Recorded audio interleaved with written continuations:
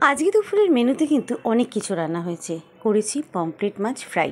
আর এই পমফ্রেট মাছ ফ্রাইটা কিন্তু দুর্দান্ত লেগেছিল। আমার ছেলে খেতে খুব পছন্দ করেছিল বলেই করেছি। আর এটা আমার ফার্স্ট টাইম, কিন্তু আমি নিজেও ভাবিনি। তার সঙ্গে করেছিলাম পমফ্রেট মাছের কারি, যেটাও খুবই দুর্দান্ত হয়েছিল। এটা আমি আগে অনেকবার করেছি।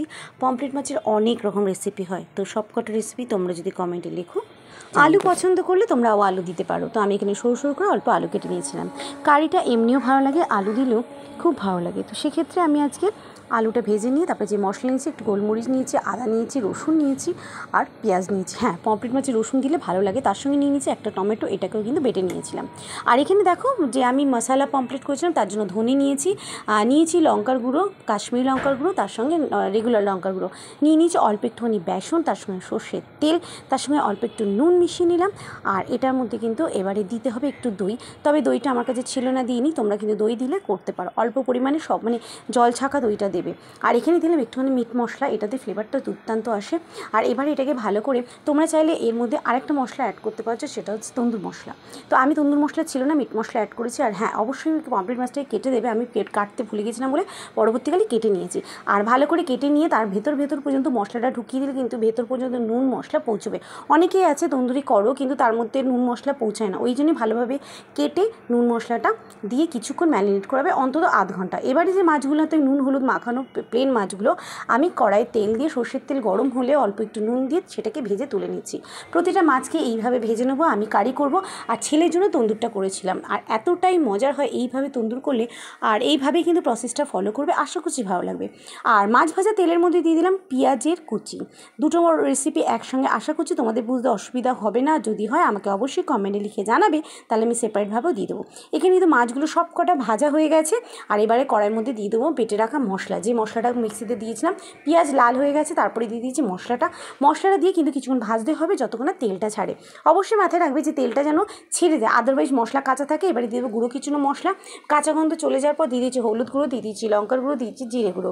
যে কোনো আদা রসুনের রান্নায় কিন্তু জিরে গুঁড়ো পরিমাণটা বেশি দেবে, আর জিরে গুঁড়ো নয় ধনে গুঁড়ো পরিমাণটা বেশি দেবে, আর জিরে গুঁড়োর পরিমাণটা অল্প দেবে, মানে একেবারে উল্টো, ধনে গুঁড়োটা বেশি। আর নিরামিষের ক্ষেত্রে জিরে গুঁড়োটা বেশি যাবে, ধনে গুঁড়োটা কম।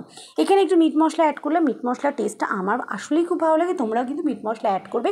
এর মধ্যে কিছু এমন ইনগ্রিডিয়েন্টস থাকে যেটা কিন্তু ফ্লেভারফুল করে রান্নাটাকে আরও রিচ। রান্নার খেতে তো দুর্দান্ত লাগে। এবার কিন্তু মশলাটাকে দেখতেই পাচ্ছ একটু শুকনো হয়ে গেছে। আমি এক্ষেত্রে একটুখানি ঘি অ্যাড করবো। তোমরা চাইলে কিন্তু অয়েল কম দিয়েও করতে পারো, অসুবিধা নেই। আমি খুব কম পরিমাণে তেল দিয়েছিলাম। এবার দিয়ে দিলাম নুন। আর দেখো আস্তে আস্তে কিন্তু তেলটা ছাড়ছে। আমি যে ঘিটা পরে অ্যাড করি, গরম মশলার ঘি, সেটা আমি এখনই অ্যাড করে দিই। দিয়ে তারপরে নুন দিয়ে মশলাটা ভালো করে কষাবো। এখানে মশলাটা ভালো করে না কষালে টেস্ট কিন্তু কারির একদমই ভালো আসবে না। ভালো করে কষাবে।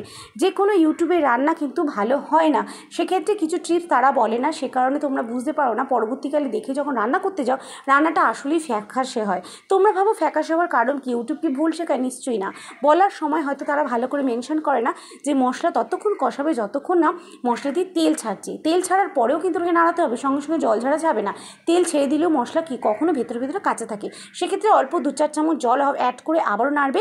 নেড়ে আবারও যখন তেল ছাড়বে, তার মানে ফাইনাল হয়ে গেল। দুবারে তেল ছাড়লে সেখানে তুমি গরম জল অ্যাড করবে। আর নুনটা অবশ্যই টেস্ট করে নেবে, আর অল্প একটুখানি চিনি অ্যাড করবে। এখানে কিন্তু সব কিছু দিয়ে দেখো ফুটে গেছে ঝোলটা। আর এবারে দিয়ে দেবো ভেজে রাখা মাছগুলো। আর ভেজে রাখা মাছগুলো কিন্তু মিডিয়ামভাবে ভেজেছি আমি, হালকা লাল করে। অতিরিক্ত পমফ্রেট মাছ ভাজলে কিন্তু কোনোই টেস্ট পাবে না। তো সেইভাবে এই প্রতিটা টিপস মাথায় রাখবে। আশা করছি তোমাদের রান্নাটাও হবে দুর্দান্ত, সেরা একেবারে ফাটাফাটি। আর এখন যেটুকুনি ঝোল দেখছো, এই ঝোলটা কিন্তু টেনে নেবে, যেহেতু আমি আলু অ্যাড করবো।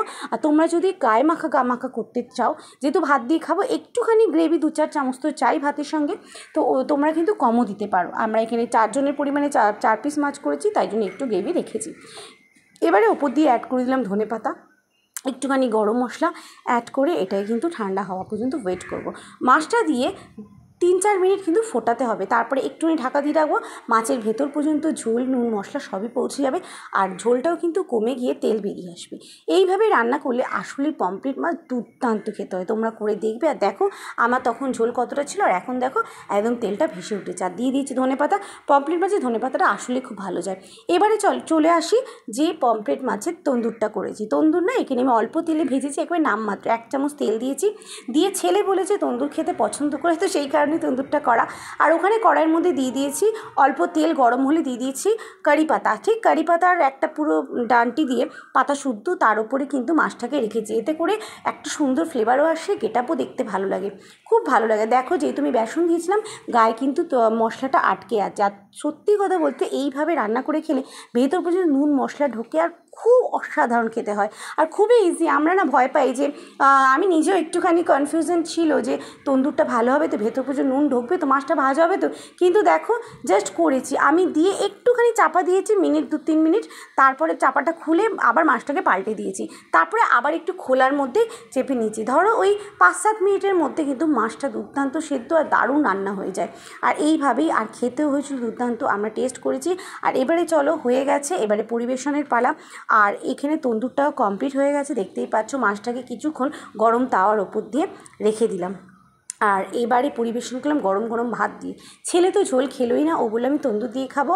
অসাধারণ হয়েছিল। তোমাদের ভিডিওটা কেমন লাগছে অবশ্যই জানাবে। দেখা হচ্ছে নেক্সট ভিডিওতে।